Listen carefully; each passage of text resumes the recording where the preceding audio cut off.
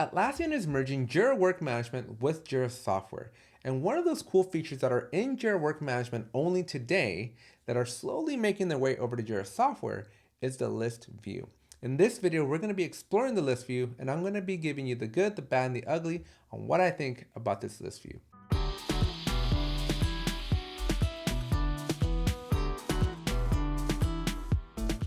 This video is presented by Resolution.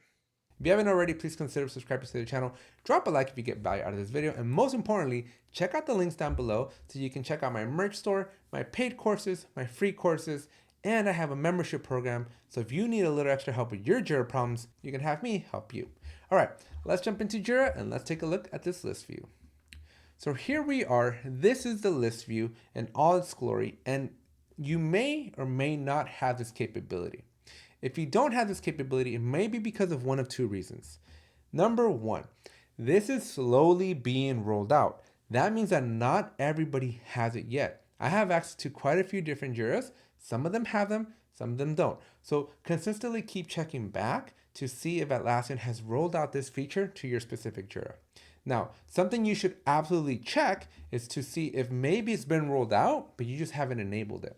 Sometimes it's enabled by default, sometimes it's not, and I'm going to show you how to check. So in a specific project, you can go down to project settings, and you're going to want to click on features on the left-hand side. Once that loads, in the middle, you're going to scroll down. We want to make sure that list is indeed toggled. So assuming that this is green, then we should be good to go. But if you don't have list at all, then you're probably falling under the first camp, which means this capability just hasn't been pushed out or rolled out to your specific Jira. Now, let's jump into lists and let's talk about the good, the bad, and the ugly. First off, I'm going to start off with the good. I want to start off with the banger, with the reason that I would actually use this capability. When I look at the list view, I see this as a hybrid between the timeline, the backlog view, and the issues view. And it's kind of like a hodgepodge, right? It's mixed up. It does a little bit of each. And I think there's still a purpose for why you would use the timeline and why you would use the issues and the backlog. But this list view here is powerful, and let me show you why.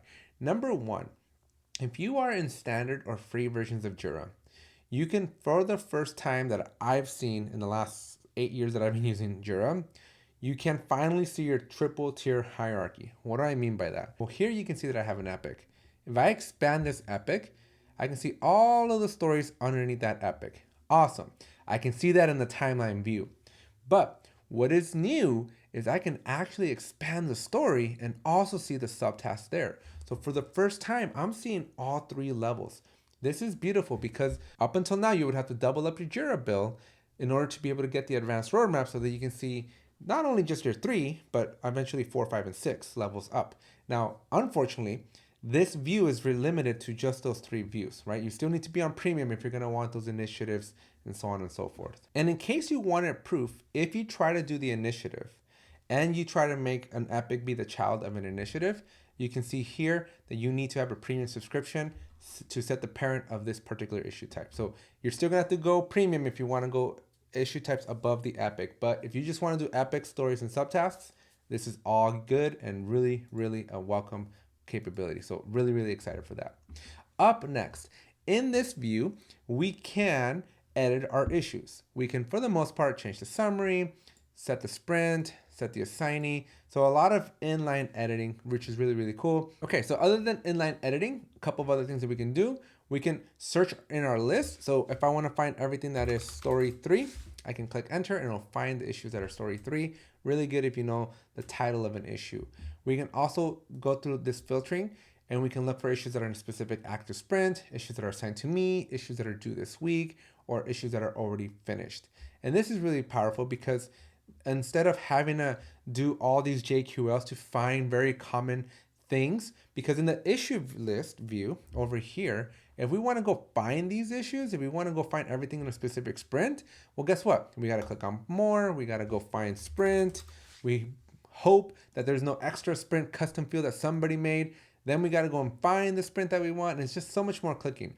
In this list view, as you can see, it's just streamlined. It's very convenient. It's really awesome. These are common things. This due this week, This is something that many people ask for, and usually we have to go make a JQL and save it, and now we have a filter. It's a whole thing.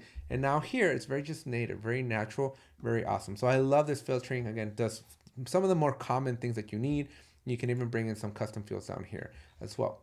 Now, what we can also do is the group by. This is pretty cool because now I can group them by status. So if I want all my to-dos grouped together, I can do that. If I want them by sprint, I can put them all together so I can see them in sort of like a all my sprints in order type of thing. And I can expand and look at these. Again, normally this is all possible in the advanced roadmap, but this is a very welcome change to be able to see these in essentially a free or standard versions of Jira or even premium, but not having to go and leave the context of Jira and having to go to that advanced roadmap. So very welcome change here. We have a plus more so we can hide done items. Maybe you don't want to see those items that are done. You can expand everything. You can collapse everything. This is pretty powerful stuff here as well. Now, if you're like, hey, I have a custom field and I don't see it here, well, you simply click on this little plus button over here and you can bring in the comments, your acceptance criteria, any configured fields that are in your field configuration. So this is powerful as well. So let's just bring in the comments. Maybe I just want to see those comments. And finally, if I have these comments and I want to move them over here, I can just do that and I can see all my issues and see their comments all the way over here. And so this is pretty cool. I can see everything. I can add comments. I really like this view. And as I mentioned, it's kind of a hybrid, right? It's a hybrid between that timeline, the backlog, and your issues view. And I think it's one that is definitely a little bit more easier on the eyes and definitely a lot more convenient. So that's the good. Now the bad. The only thing that I can think of here that I didn't really like is that now we're left with like, well, what's the purpose of the timeline, the backlog, and the issues view, right? Now we just have an extra view and it just kind of overwhelms things because now when do you use which one, right? So now we have use cases for each one. We're gonna have different people using Jira in different ways, interacting with the tool in different ways. It'd be kind of cool if it was just like one view to do whatever you gotta do. That way you don't have to go and try to figure out, okay, when should I be in the backlog? When should I be in the timeline? When should I be in the issues view? And as far as ugly, I don't really see anything that is like standing out, right? This is a powerful view. I really enjoy this view. The only thing you should be aware of is that the list view sits on the project level. And all that means is that when you compare it to like the timeline and the backlog view, those are dictated by the filters that drive your board. And since this is not at the board level, this is at the project level, it's going to show you everything. So you may have extra information that you may not want, which fortunately for us, we get that filter view, we get that group by view, but it is going to show you everything. So it may or may not be a bad thing. It's probably the only thing I can think of that's going to be quote unquote ugly because you're just going to see probably more than you care to see. So by that, you may have to default back to that timeline and backlog view. But if you don't have that problem, then this is probably going to be a really good view that I'm really excited to leverage a little bit more. And that's it for this video. Hope you enjoyed it. That's the list view. If it's not there, I showed you at the beginning how to go find it, but hopefully Atlassian has rolled it out to your instance. Test it out and let me know in the comments what you think about it. Is it game changing? Is it something you're going to be using going forward? Or are you still going to be using the more traditional backlog and timeline views in your boards? I'm curious to know. Use that comment section down below. That's it for this video.